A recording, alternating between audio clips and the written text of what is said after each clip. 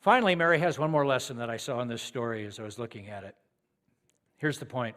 We'll break it out. Like Mary, we need to learn to humbly submit to God and rest in His will for our lives.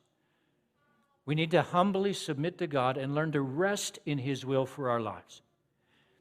After Gabriel tells Mary that she will be the mother of Jesus, God's Son, the Messiah, there's a brief exchange with Gabriel about the logistics of this.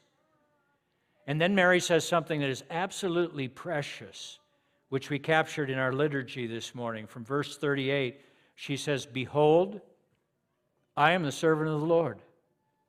Let it be to me according to your word." In other words, God, if this is what you have chosen for me, then I'm all in. I will rest in your will. And this seems to be the difference between Mary and Zechariah. If you remember last week's teaching, at first glance, Mary's initial question sounds a little similar to Zechariah. Remember, Zechariah told this old man, his wife's beyond the age of having children, she's barren, told they're going to be the parents of John the Baptist. He says, how's this going to happen? My wife and I are old.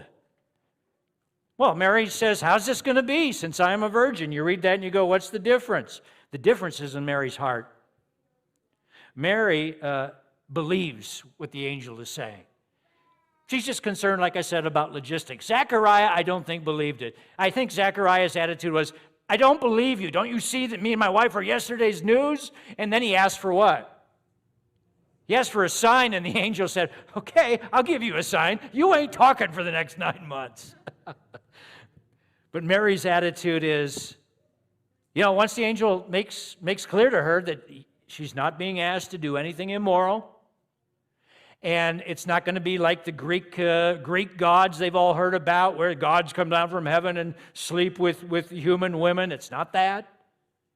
It's just this sublime, beautiful miracle of God. And once Mary hears that, she's all in. She submits to what God wants and rests in His will for her life. Now, speaking honestly, I know which of the two I would be more like. I would be more like Zechariah than Mary.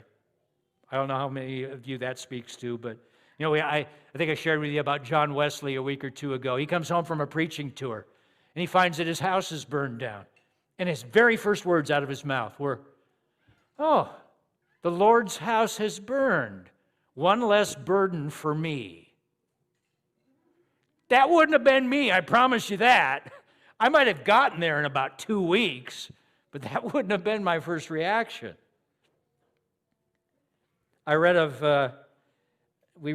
Dietrich Bonhoeffer. How many of you have heard of him?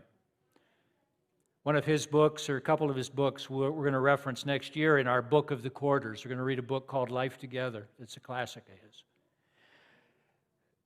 He's a famous German pastor. He resisted Hitler for a couple of years, actually became a spy for the Allies, and when he was finally arrested by the Gestapo, and he knew he was going to die soon, he wrote a poem from prison called Stations on the Road to Freedom, in which he described 4 stages of the average Christian life. The first is discipline, where we're learning things, and then action, where we're serving God. And then the third stage is suffering, and the final stage is death. And as he contemplated that he was now in the third stage, in this poem, Bonhoeffer wrote these words, "A change has come. Your hands, so strong and active, are bound in helplessness. Now you see that your action is ended. You sigh in relief. Your cause now committed to stronger hands. So now you may rest contented." I would struggle to write those words, living his experience. Sighing in relief, resting contented. This is Bonhoeffer saying to God what Mary said, "Let it be to me, according to your word." It's Paul and Silas singing hymns in a dungeon. It's Job crying out to God after all his sufferings. The Lord has given, the Lord has taken away. Blessed be the name of the Lord. It's Jesus in the garden before facing the cross, crying out what? "Not my will, but yours be done."